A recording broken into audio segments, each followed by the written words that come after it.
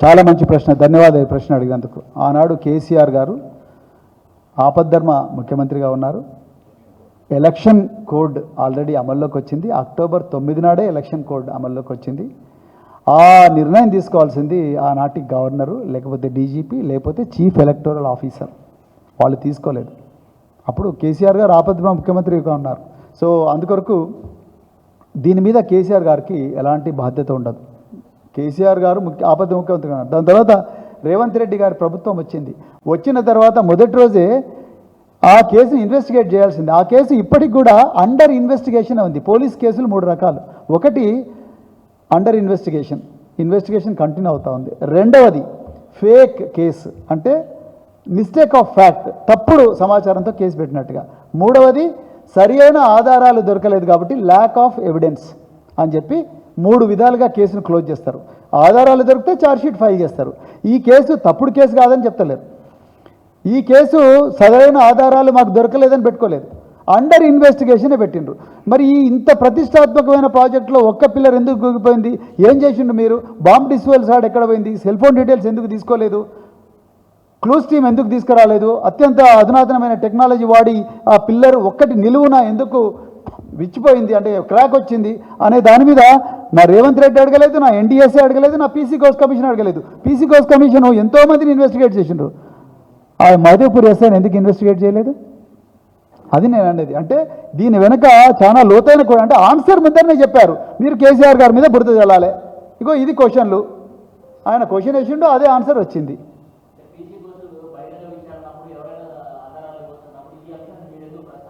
మేము ప్రస్తావిస్తామండి. వాళ్ళు ఆయన అడిగిన ప్రశ్నకే మేము ఆన్సర్ చెప్పినాం. ఆయన అదే చెప్తున్నా కదా, ఆయన ప్రశ్నలు స్ట్రైట్గా తీసుకొని వచ్చిండు. ఆయనకి ఇచ్చిన 6 points: operation maintenance, irregularities, corruption. But bomb case 174 అంటే డెఫినెట్గా ఆన్సర్ వచ్చిండేది. ఆయన ఆ ప్రశ్న అడగకూడదు అనుకున్నాడు. ఆయన అడగొద్దని చెప్పారు ఆ జీవో ప్రకారం. 14/3/2024 ఇచ్చిన జీవోలో పీసీ ఘోష్ నువ్వు ఈ ప్రశ్న అడగొద్దని రేవంత్ రెడ్డి చెప్పినందుకు ఆయన అడగలేదు. ఆయన గొప్ప జడ్జు, ఆయన మంచి మంచి జడ్జిమెంట్లు ఇచ్చిండ్రు. అవన్నీ షా కమిషన్ కూడా ఇచ్చింది మంచి మంచి జడ్జిమెంట్లు. కానీ షా కమిషన్ ఎవరు ఖాతరు చేసిండ్రు? ఇదంతా కూడా కేవలం ఒక స్క్రిప్ట్ ప్రకారం జరిగిన డ్రామా అని చెప్పేసి అనుకుంటున్నాను.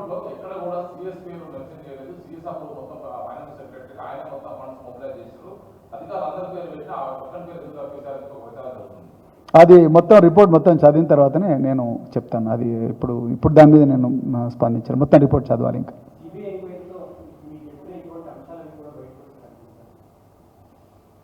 రావాలి. నాకైతే వస్తాయనే నమ్మకం అయితే లేదు. ఎందుకంటే బీజేపీ కాంగ్రెస్ 2 కలిసికట్టుగా ఆడుతున్న నాటకం. సో రేపు సిబిఐ కూడా స్వతంత్రంగా చేస్తుందనేది నేను అనుకోవట్లేదు. సిబిఐ, ఈడీ, అదేవిధంగా డిఆర్ఐ, ఐటీ ఇవన్నీ కూడా రాజకీయ ప్రత్యర్థులను సమూలంగా రూపుమాపం చేయడం కోసమే వాడుతున్నారు తప్ప దీంట్లో ఇంకోటి కాదు. నిజంగా సిబిఐ ఏమాత్రం కూడా ప్రొఫెషనల్ వాల్యూస్ ఉంటే ఈ కేసు తీసుకోదు. మాకు అవసరం లేదు ఈ కేసు అంటారు సిబిఐ. నిజంగా చెప్తున్నా. సిబిఐ డైరెక్టర్గా ఎవరైనా అక్కడ ఉంటే ఇంత గొప్ప ప్రాజెక్టు వాళ్ళు మాట్లాడుతున్న సోకాల్డ్ 6 కోట్ల రూపాయలు ఎవరి దగ్గర నుంచి ఇంజనీర్ దగ్గర చేస్తున్నారు కదా. మీ రాష్ట్రంలోనే సిబిసిఐడి ఉంది, లేకపోతే మీ రాష్ట్రంలో సీట్లునే వాళ్ళతో చేసుకోండి. మాకెందుకు ఈ కేసు? మీకు మీ రాజకీయ ప్రతీకారం కోసం మమ్మల్ని వాడకండి అని సిబిఐ డైరెక్టర్ పొలైట్గా తిరస్కరించాలి. నిజంగా ఆయనకి ఏమాత్రం ప్రొఫెషనల్ వాల్యూస్ ఉన్నా నేను ఓపెన్ చెప్తున్నా. Thank you very much. జై తెలంగాణ.